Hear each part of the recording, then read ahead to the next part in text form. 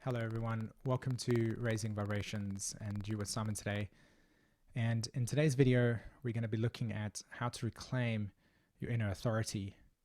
And this is basically healing your natal Saturn in your astrology chart.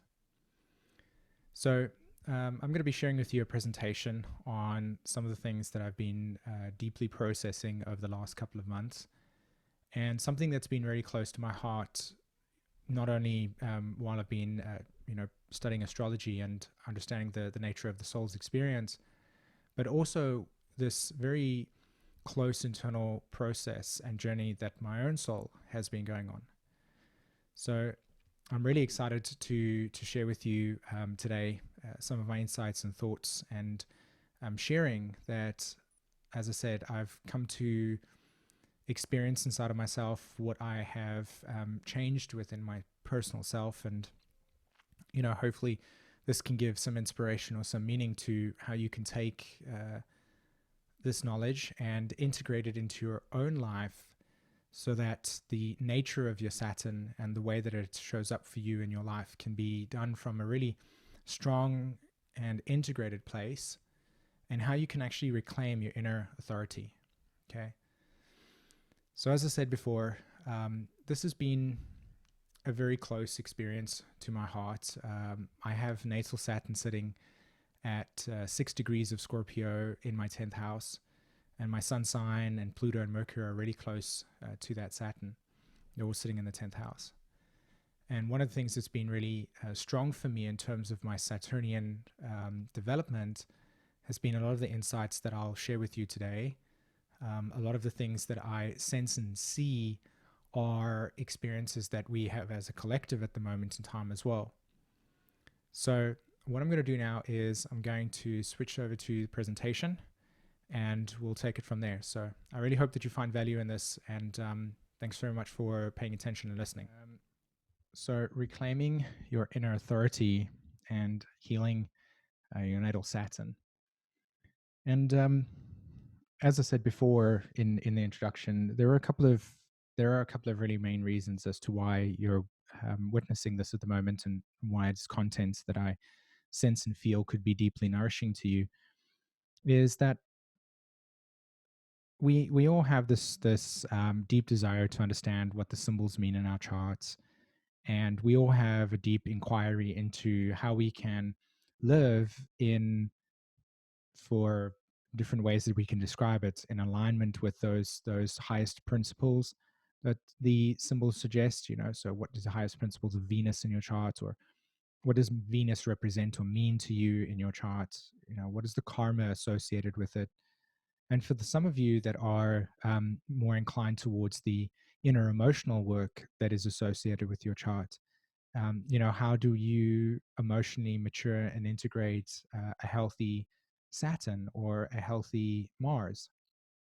So this presentation it's got two value structures for me. One, that I feel like it's an antidote to a tremendous amount of chaos that's being experienced at the moment within the context of our individual lives and the world, of course. And also how you can become more comfortable and connected and integrated and empowered in the stage that Saturn invites you to experience relative to your individuation process. Okay, so I'll make that a bit smaller. We all have an individuation process. Okay, some of you have already gone through the period of your life, which would be the Uranus opposition between the ages of 38 and 44. Some of you are approaching that period, some of you are in that, and some of you that are watching this are still, in your 30s and 32, 33, etc. So you'll be approaching that at some point. But what I have become very aware of in this work is that Saturn has a very important role to play in how that individuation process works and looks like. And what's really, really significant is that if we see Saturn as the guardian towards the gatekeeper towards the Uranian realm, as in the individuation process, the specific personal myth that you are here to uncover. And that's why I chose the flower, because we are ultimately consciousness, sort of expanding into and flowering into maturity, right? So there are stages of development that must occur in order for the next stage to, in a sense, integrate in a very healthy way in our psyche. And so the value in this over here, today's conversation, is deeply rooted in the identification and the role of how Saturn develops, and what are we looking at? Okay. I do want to let everybody know that by the end of this conversation, on my website, I have created a workshop, toolbox teaching, in which I go a lot deeper into the material that I will share with you today. And it is specifically designed based on not only my own experience, but also my investigations and information and insights that I've got. I've put it all together in this neat little toolbox that, when you wish to work with your Saturn, this can be deeply supportive to you. So the link to that, to go to my website and to check that out, will be in the comments and in the description below. And so you can go check that out once you've watched this and you feel inspired to be able to do and begin working on the Saturn archetype in your chart. Okay. So let's start off here. And what we'll be exploring. Okay. So how the psyche / soul evolves its consciousness, right? Remember, this is the context of Saturn. The root of Saturn suffering. Okay, so we have a lot of the Saturn dynamic, right? The part of us that starts off. The roles in which we must play to step into our individuation. Okay. And charts and the collective healing of our Saturn complex. So we're kind of really in that Saturn realm at the moment. And of course, it makes a lot of sense that Saturn is in Sagittarius, Jupiter's in, Saturn's in Capricorn, Jupiter's in Capricorn, Pluto's in Capricorn. There's been a lot of Capricorn energy in our lives over the last year and a half, even with the South Node moving through there. And of course, Jupiter and Saturn will actually make a conjunction in Aquarius. So a lot of this process, a lot of this material that I want to share with you today is also how you can develop the necessary platform in order for the individuation process to take place, which will be the Aquarius energy that we'll be experiencing. Okay. So the first thing that I would like to address in this conversation that is absolutely important to understand about this work, okay, is that the path to wholeness. Okay, this path to wholeness.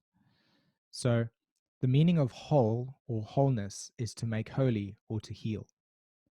And so there's a really, really strong, important guiding principle rooted in this, that this makes sense when you see the lens of your life as a progressive process of integrating experiences that allow you to experience the wholeness of yourself.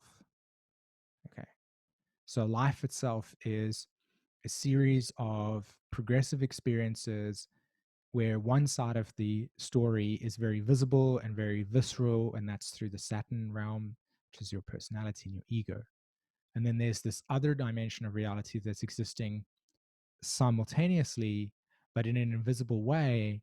And that becomes where we open up to the mystical experience of life, the deeper union with and the communion with life itself. And this can look like the reason why there's a relationship in your life, and what is that relationship showing you about something that you are looking to integrate in you. What is your underlying, let's say you have a specific, you can say just specific types of relationships that you attract, or specific types of issues that you're struggling with. These are all meant to awaken you, to push attention, to rub up against you and say, hey, by the way, look deeper, right? So the path to wholeness is the recognition that there are these two realities that are simultaneously wanting to coexist. And what does it look like to synthesize the two? So we're in the path to wholeness. So Rumi writes it like this when he says, your task is not to seek for love, which is very much a Venus thing, but to merely seek and find all the barriers within yourself that you have built against it. Right. So this is a deep, deep process of yielding to the nature of your trajectory, yielding to the nature of this inner compass that is navigating you and what that means and what does that look like to you. This is about searching for meaning and experiencing meaning and seeing meaning deeply within your own process. What does your vision of the world look like? Right? So Saturn helps us create the container for this. Okay. The meaning of this work. Very important. Okay. So the first thing that we're going to look at here with regards to this is how the self is actually formed. And I chose this picture specifically because there's the image of the child and the image of the sort of adult person. And these two images are really important to understand when you're working with your Saturn in your chart. Because when you get older, you grow out of this childlike form, but the child itself is still present within you, whether it is repressed or whether it is fully integrated.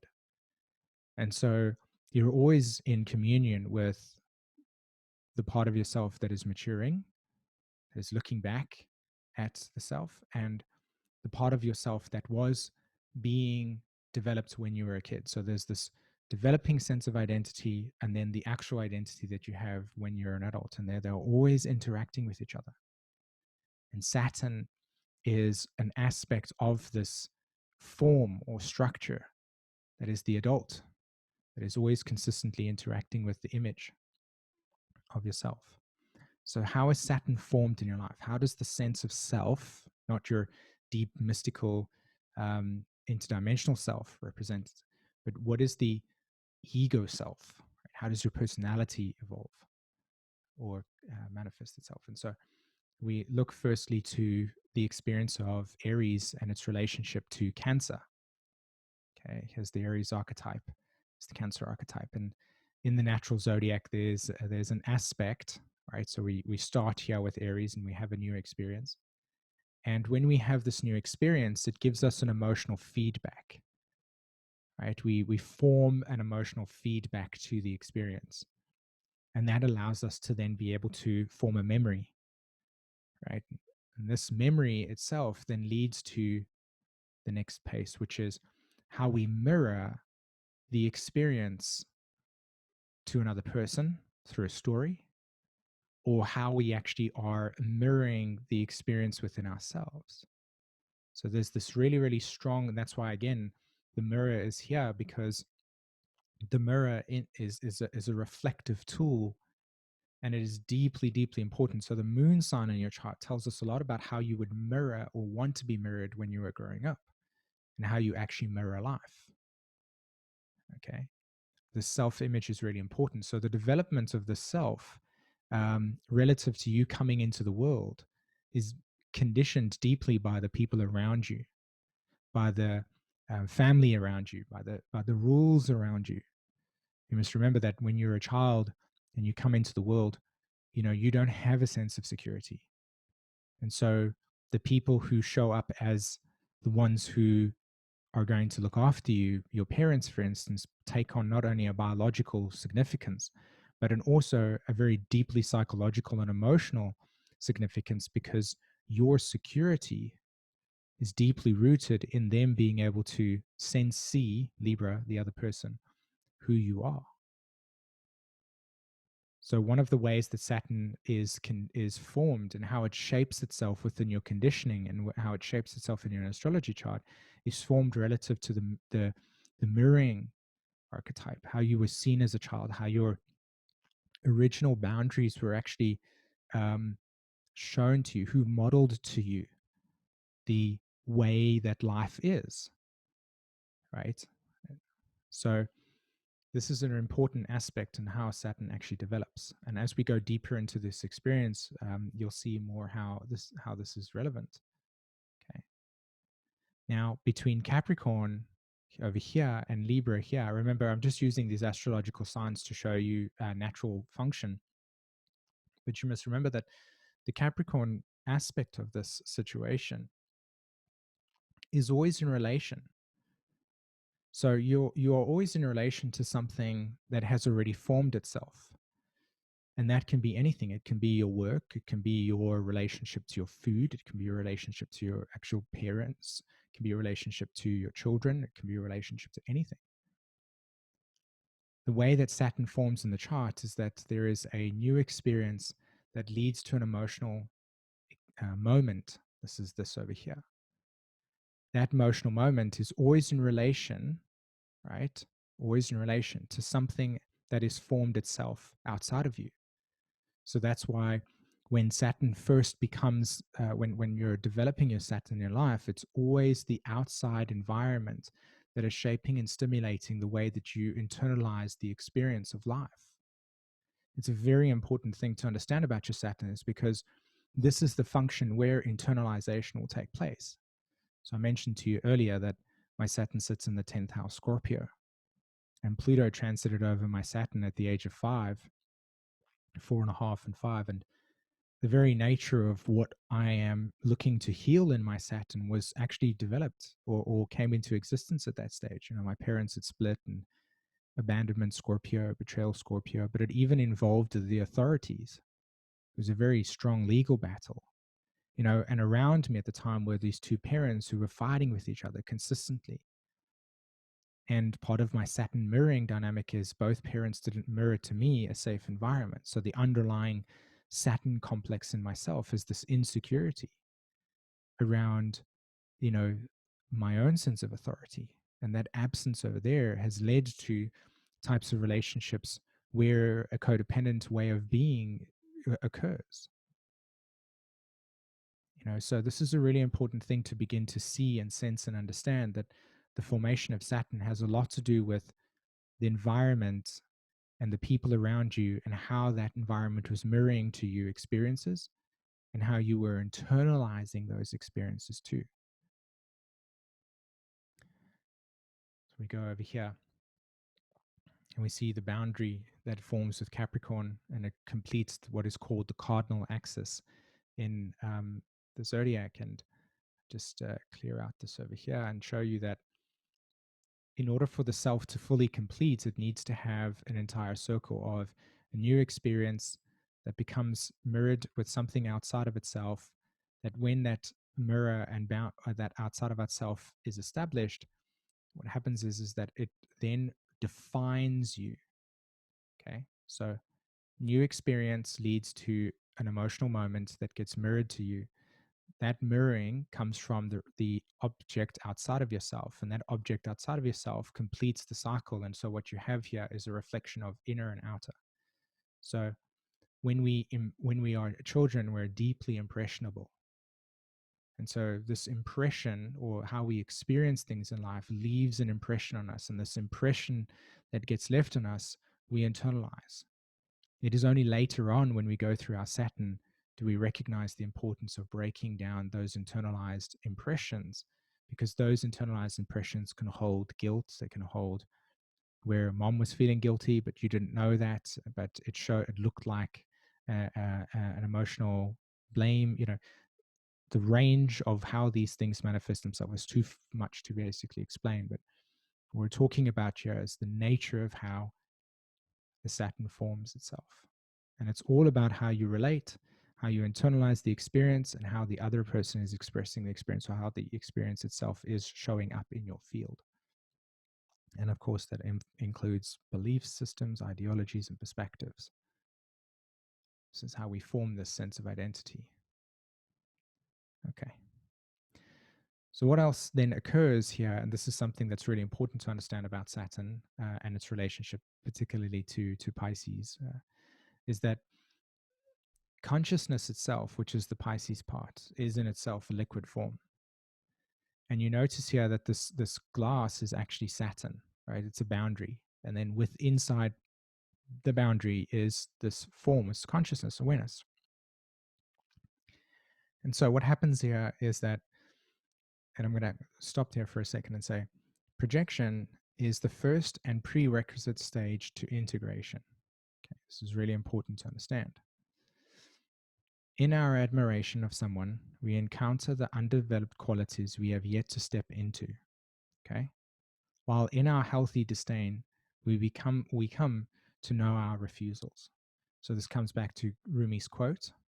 This comes back to the process of what it becomes whole and what it is that is ultimately this relationship between consciousness and the meaning of life and Saturn being the role or the place in which you are going to develop a healthy cup to experience life through.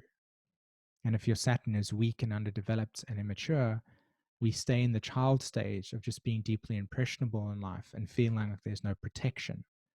And when there's no protection, we feel like we need to control the world. And that's why control mechanisms will take place.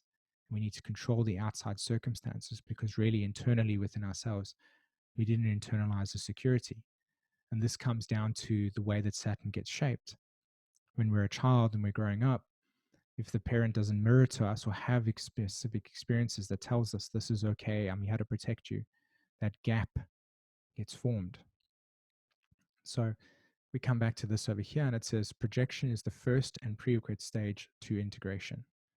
Okay, and what Tokapa Turner was actually sharing here, and this is something else that, this comes from Jung's work as well, is that wherever we are unable to hold within the awareness of our Saturn, wherever we are unable to hold an experience in our Saturn field, it's too much. We place the experience outside of ourselves. This is all unconscious. When that experience gets mirrored to us, right, it can either show us what we are looking to deeply integrate within ourselves. So a relationship can show up, and relationship can be one that's very abusive. And you can see that really this relationship is teaching you self-care. It's teaching you, is this an experience that you are willing to have? And what part of you has not developed a strong boundary to say, this is not okay. This is not what I'm putting up with. And I'm cutting this experience. And I'm also cutting all experiences that allows me to integrate and have these experiences in my life. This is one example. Another example is that what happens is that in order for us to mature into something, our Saturn it holds the boundary for what we can make sense of. So when life provides us with a soul lesson, as it were, and the complexity or the development and the resolution of the experience is too much for our Saturn to hold, not only does it become trauma, but it also becomes an experience where we then blame the outside circumstance. Because again, we can't internalize the experience as something that is here to strengthen us. So the prerequisite stage to integration is that in order for us to grow into something in our Saturn, we need to be able to project it outside of ourselves so it can be mirrored back to us. And when that gets mirrored back to us, we can then, relative to this work, identify the experience as something that is growing us, maturing us. And it leads to something. It leads to not allowing relationships not allowing relationships in your life that represent an abuse, as an example. Not allowing yourself, strengthening your boundaries and preventing yourself from having experiences that you know are going to be detrimental to you, being self-responsive. Now, one of the things that's also part of this process, and it's a little bit about the Saturn archetype as well, is that we need to project into something what is underdeveloped within ourselves. And when I use the word underdeveloped, I do not mean through the lens of there's something wrong with you. I mean what we are maturing into that we haven't yet fully integrated into, because it's an experience that is outside the realms of Saturn, i.e. the Uranian, Neptunian, and Pluto realm.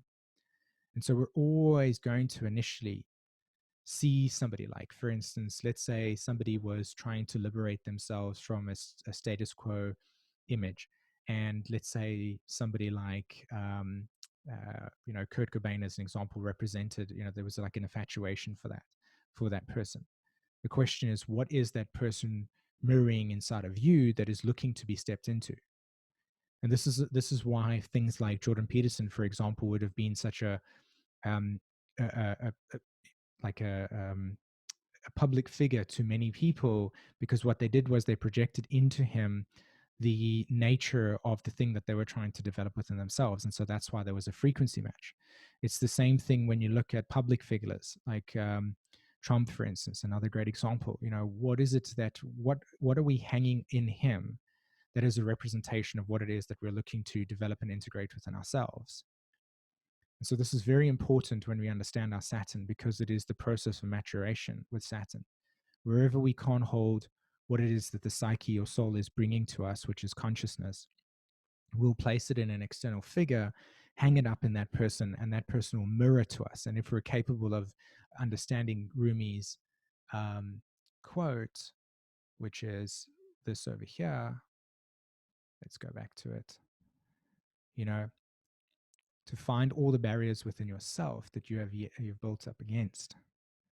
If we understand that, we can seek to yield ourselves from the resistance and understand what it is that it is mirroring to us, so that we can deeply integrate within ourselves an experience of maturation. And it all comes down to self-responsibility. It all comes down to developing a sense of inner authority, the ability to navigate your life, recognizing what you are responsible and what you're capable and what you have not, and being able to discern what's correct for you or not, and healthy boundaries, basically. Okay. So one of the things that a child needs, and this is how Saturn develops, and it's a very important point, because when Saturn is developing in your life and you're becoming your inner authority, you have to go from the stage of projection into something as it mirrors and models the thing that you want to grow into, and into the state in which you see that mirror as something that held you at a point, but then you individuated from it. So we're learning how to individuate from the superhero stage into your own actual authority. And so we need a hero to place our unconscious material, dreams and desires into. That's why when you ask a child at the age of 5, for instance, in a classic way, and what do you want to become, they go firefighter. And what they're doing is they're projecting into the future the unconscious imagination of the symbol that represents what it is that they seem to find and navigate towards. And it can be something like, I want to rescue people, or I want to help people, or I want to protect people. That's what it really says. Or I want to become a policeman, an example, or I'd like to, heal the world, classic kind of child type of themes. So this is an invitation to really look at who are your heroes. And why do you place them in a position, and what do they represent that is wanting to be integrated into you ultimately? So this reflection reveals and models the path of the emotional and psychological growth we will align to. Okay. So what is the integrity that hero has? What is the values that the hero has? And what's the philosophy that the heroes have? These are natural models that we don't actually have in society anymore in a way that is classic. We are, I think, developing this as people begin to individuate themselves and find their own creative authority, and that they might represent what it looks like to mirror an individuation process. Although at the same time, it's very important to recognize that this is a modeling exercise and a modeling experience relative to this previous slide here that I showed you, which was, this consciousness aspect. We need to place that hero. This is the hero, and we're placing it into them, right? And then we model that process until eventually we break free from that, and then we individuate ourselves. Okay. So, what's the role that we play? And this is temporary. The psyche needs it. Otherwise, it can't mirror back the very thing that it's trying to unconsciously develop within itself. That's the key here. So one of the things that's been super interesting to me is Joseph Campbell's work on Hero with 1,000 Faces.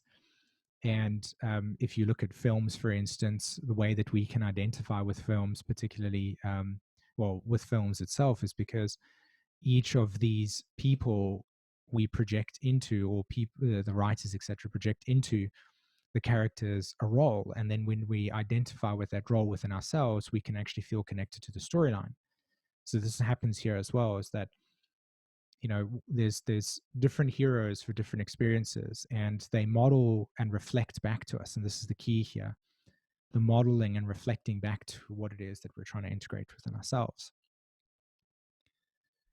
So I want to now bring our attention to the part of the developing self-image and its relationship to authority.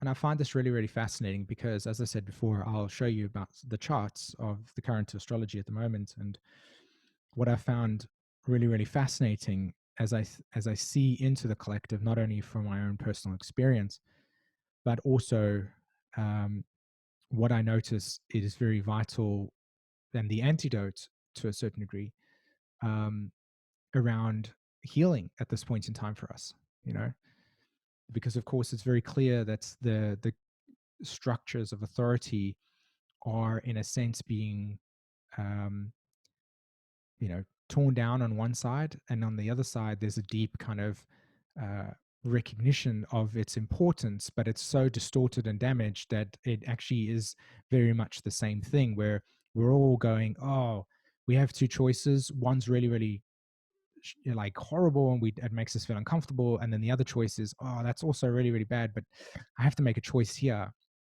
And so we find ourselves in this really, really peculiar situation as we transition from the old world to the new. And what it looks like really is it's not about either of those things. It's actually the third path, which is the one to individuate yourself and to actually become your own authority, and to navigate with yourself. And why is this so important? It's important because of this image here. And I'll go through this and then I'll highlight the importance of it, right? Now, what you see here is an image between the parent, which is the father archetype here, and the child, the daughter. And this is also a classic anima-animus dynamic as well. And so what you're seeing here is this interplay between the child's investigative nature, which is very much exploring itself, right? So that would be represented through this Aries aspect. And the Aries aspect connects to the moon. And we know that as the child's interacting and discovering life is in a completely new way, because our life and our psyche is completely new, we need some guidance. We need some support. And that support comes from the elder. The support comes from somebody who seems to have been here around here a little bit longer than me. And so the psyche of the child says, okay, well, you, parent, have explored some of these things. I'm curious in exploring. Would you be able to guide me and support me and help me understand what it is that I'm interacting with and looking at? And ultimately, this is really, in the most ultimate and idealistic sense, this is what would be natural, where the parent's role would be able to support the child's curiosity. And it's a very important understanding because, again, you've got to see here that Capricorn sits here at the top, and it has a very, very strong oppression towards the second, towards Aries. There's a natural tension between the rules and responsibilities and the maturation and the boundaries of Saturn, and the freedom to understand and explore and have newness. There's a natural like tension aspect there. And so the parent is always going to be interacting to the child from a position of power. And that's why it's very difficult for a child, for instance, to just go, okay, well, I'm packing my bags at the age of 5 years old and I'm going out into the city center, and I'm just going to go and, work in a bank, earn myself some money. It's not possible, because the environment in the world is so big that the experience, we need boundary, we need protection, we need guidance, we need support. Okay, and so there's this dynamic relationship between the child, this over here, and their security or emotional needs, and how the parent plays the role in being able to support that new discovery and having that inner security. And that has not been available to us in the way that this looks like completely. So there's a, I would say at least 70% of us walking around at the moment are struggling tremendously with this disturbed relationship between the parent and child dynamic, and particularly where we were unable to be completely mirrored to internalize that security. And so a large part of us have a very shadow Saturn, in which we are working through the experiences of our safety needs not being met or mirrored or reflected to us in a way that's healthy. And so our relationship to Saturn is very much one in which we have the parent looking at our inner child, as in we're looking at our inner child from the parent's perspective, and we're modeling the same way that we were raised as a child. And it's very important to understand that, unfortunately, because of that, the very nature of your individuation process is going to be stunted, because the first thing that this person is going to be saying to his daughter here or the child is, hey, this piece goes over here. Oh, it's not working. I don't understand why. Well, the reason why it's not working is because that piece over there is like that. Let's see if we can try this here. Right? That support and that sense of mirroring the experience, because it is not done in a way that's very supportive, we lack the self-esteem, we lack the inner security, we lack the ability to take charge of our Saturn in our chart. And so because of that, so many of our dreams go unactualized because we struggle to become our authority. We struggle to validate our experience completely. We struggle to inwardly see that a large percentage of our relationship to external authority dynamics is influenced greatly by these moments that may have not been fully allowed or fully experienced, right? And the reason why I share this Pisces, Capricorn, and Leo aspect, because Leo is the child aspect over here, the creative one. Pisces is the 360-degree open area, and Capricorn is where that boundary of protection was or was not. And it's very important, because in order for us to self-discover, we need to know that we can feel safe when we're exploring something. And how many of us trust ourselves instinctually to know that as we go and experience something new, that we'll be able to know where our boundary is in this or not? And so an aspect of this is more mirrored like this. The child, right, doesn't have a protection mechanism. There's no parent that's standing up for the child. In this moment over here, the parent has got the authority there. And the parent is telling the child, your action, whatever that might be, may have not been good, as an example. And what you get here is an internalized message of, you've done it wrong. I mean, I don't know how many times I experienced this in my life. It's just nuts. Right? So there are healthy aspects of Saturn when we need to take responsibility for something or we need to account for something. If we haven't had the parent that turned around to us here and said, hey, this is a boundary that you didn't know was here. When you cross it, it affects this, this, this. And one of the best examples of this process is Simba and Mufasa's conversation when Simba goes into the Elrond graveyard. He says, this could have hurt that. This is the consequences of that. And it's not the right supportive safe behavior. And that's my job, is to protect you. Okay, so, and there's a conversation where we mirror the experience, but the experience itself is not rooted in shame, blame, or criticism. Because then what happens is the Saturn in your chart becomes this person. When you grow up to be this return adult, you grow up to be your Saturn, or otherwise known as the superego, talks to your inner child this way. So when you want to try and individuate and find creative purpose and meaning, that's the person that's talking to you, saying to you, no, you can't do that. No, you can't do that. And what we hear is this inner dialogue that's really, really distorted. One of the things that Peter Walker talks about in his process is when we are feeling unsafe in our experiences, we place the unconscious projection in the other person, and we ask them to,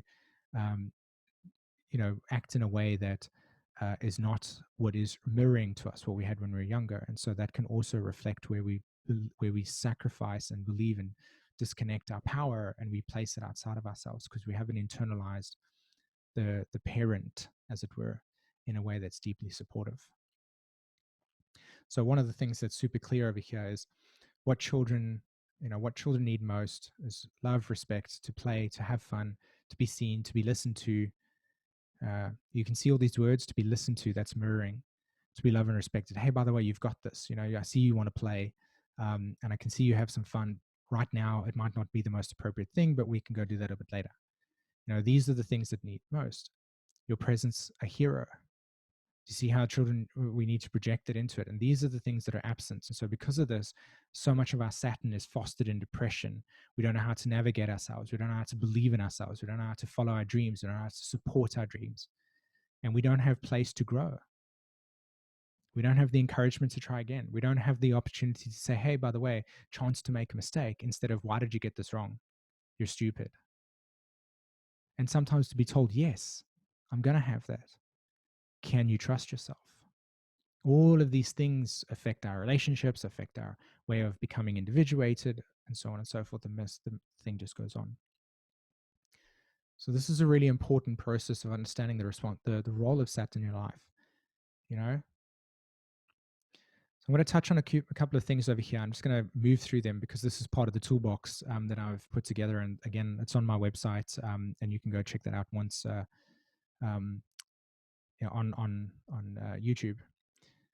I'll put the link in the descriptions, etc. Is the family narcissistic injury. This is where nobody's needs have been met, and so therefore just pass it down to the child. And the child can't have their needs met, and so you carry on the narcissistic trauma. The inner critic, again, the process of how you actually parent yourself, how you internalized your mother and father image, and how you actually heal the betrayal archetype that's situated in the Saturn as well, because at some point you have to break out of the mold of what your parents told you was right, and you have to individuate yourself. And a lot of Pluto and Sagittarius that I'm noticing right now are struggling with this one, because they're recognizing that the world that they're growing into and what they want to do are not the same. And there's a lot of pressure from the parents to be able to drum into that. Another thing that's also important is the phases, the Saturn phases. And at the 21-year cycle, this is when Saturn comes to your 21. This is your what would be called the third Saturn aspect, or second square. And that's again at 21, third Saturn square, and the first Uranus square. These are important points that you can look back at. Look back at 21 and notice what you had to do to overcome the individuation process, which is to break free from the home, and then how you, Saturn, were able to integrate emotional maturity and how you were going to meet the world for the first time. And a lot of underdeveloped Saturn qualities lead us to go into the world and be completely navigationless. We don't take responsibility for things. We don't see our actions as things that caused us to experience this. So we develop a lot of resentment, a lot of blame, a lot of projection, and so on and so forth. And that's one of the reasons why it's also important to heal it. This is a really cool dynamic, and I like this because it's the moment of truth. And what this has to do with is the moment where we recognize that we have to take the image of the parent and the image of the person who we idolize, etc., and recognize that they're a human being with human faults. And we basically need to see it as the opportunity to slay our own Saturn. So we projected or modeled or saw somebody that modeled the thing that we want to integrate within ourselves. We come to the point in which that we get disillusioned. And the clearest form of the superhero archetype is the hero versus the dragon, which is really the challenge of life and despair and the attempts to swallow up each one of us. This is this kind of point of when Saturn, this is the Saturn square, the third square, and the Uranus first square. When we go out into life, we realize that a lot of the things that we experience are really our own inner psychological dynamics trying to individuate.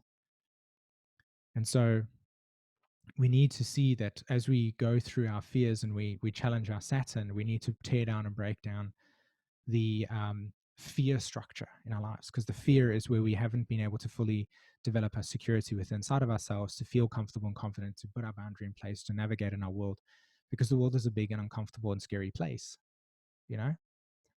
So Jung calls this the confrontation with the self, right? This is coming back to the first slide of wholeness. Right? Each thing in life is bringing us back to a deeper inquiry into who we truly are.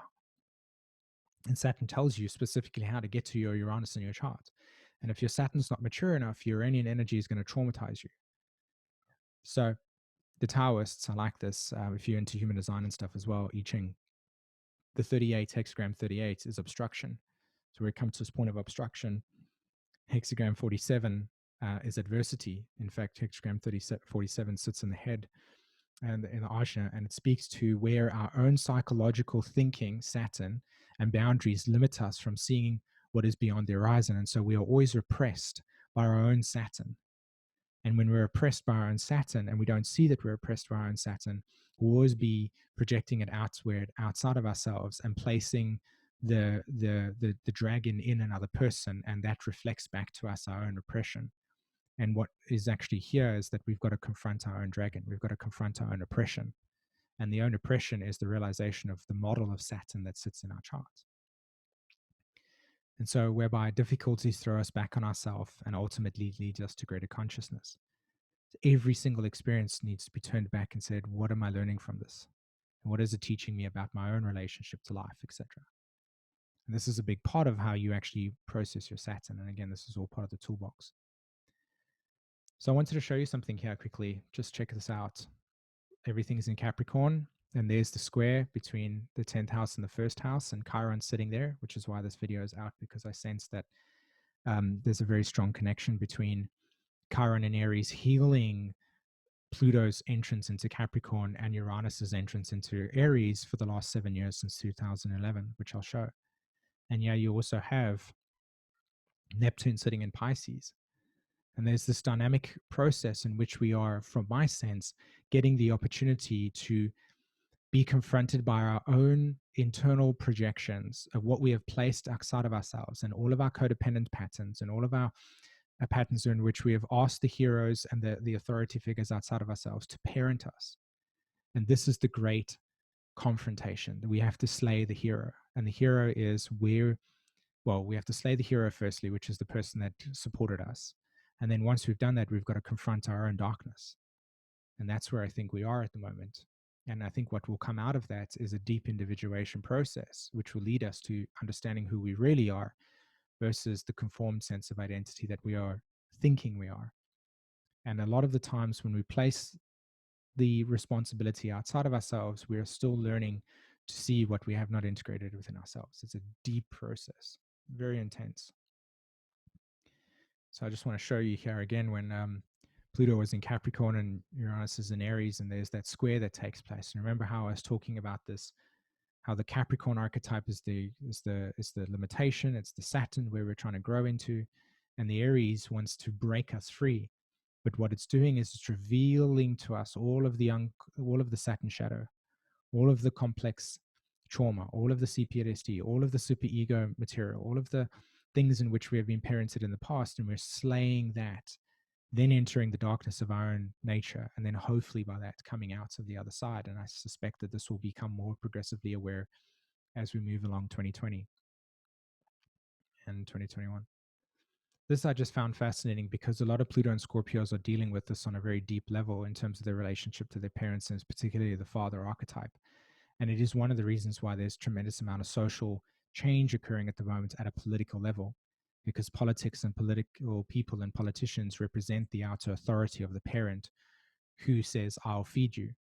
And what is my concern here is that the more that we look at the authorities for to save us, the more we're recognizing, the more that we're just placing the need for them to meet our needs, which is not possible. And so the only resolution or antidote is to self-individuate. The only resolution here is to turn inward and find your own authority. Okay. So I'll end off with this process, and I think this is pretty deep in here. And it says, this is Jung writing, and he says, due to the terrible consequences that can emerge at both the level of the individual and of society when we fail to recognize. And in the words of Alexander Solzhenitsyn, that the line dividing good and evil cuts through the heart of every human being. This is very much the shadow of Saturn. This is the underdeveloped Saturn. And so we're seeing it in the world right now. We're seeing the world where we're just dividing people into left and right. We're just dividing people into good and bad. And we're not seeing the whole process. We're not seeing the deeper process. And so we're separating ourselves relative to our Saturn because of this unresolved security in us, because we were not mirrored correctly, because we have trauma regarding narcissistic material. And so it is the utmost importance that we strive to recognize our shadow qualities and integrate them into our conscious awareness. This is the part that we recognize the hero that we've placed outside of ourselves that now needs to be slain, and then to find out why we placed it in the person in the first place, and what does that teach us about our own individuation. So it's only then we will be in an adequate position to evaluate the true source of evil in this world, right? To recognize what I just shared. On the other hand, if we fail to recognize the subjective origin of our projections, right, not only will our own well being suffer, but will continue on a global scale to much unnecessary conflict. Jung went as far as to suggest that if a psychological projection at a collective level became too widespread, war would likely to come. And we are in a kind of information civil experience where we're just seeing everybody as the enemy in things, and people's behaviors not meeting our own needs and stuff, and not being mirrored correctly, and we're not feeling like we're being mirrored or validated. And so the other person is the enemy, and the other person is the enemy because we feel uncertain, we feel unsafe, we don't know, we haven't had that paternity, we don't feel protected. And when we don't feel protected, we look at the other person and say, you are acting like that. But really what we're saying is, I'm not really feeling safe by these actions right now. And that's what the internal authority looks like.